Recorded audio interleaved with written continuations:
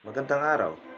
Ngayon ay tatalakayin natin ano-ano nga ba ang mga salitang Tagalog na ating ginagamit na walang katumbas sa wikang Ingles.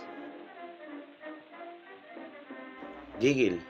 Ito ay isang matinding damdamin ng pagtanais na pisilin o hawakan ng isang bagay, tao o hayop.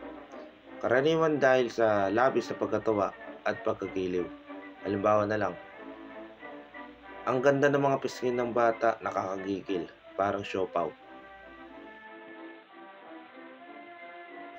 Basta, ito'y ginagamit upang ipahayag ang hindi na kailangang maipaliwanag pa. Sapat na ang pagkakasabi ng nagsasaad nito.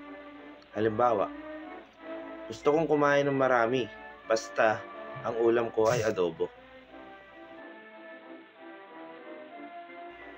Alpas, pagkakalaya mula sa isang sitwasyon o bagay na nagkukulong sa iyo. Kadalasan ito ay pisikal o emosyonal na pagkakagapos. Halimbawa na lang, ang prinsesa ay nakaalpas na mula sa pagkakabilanggo.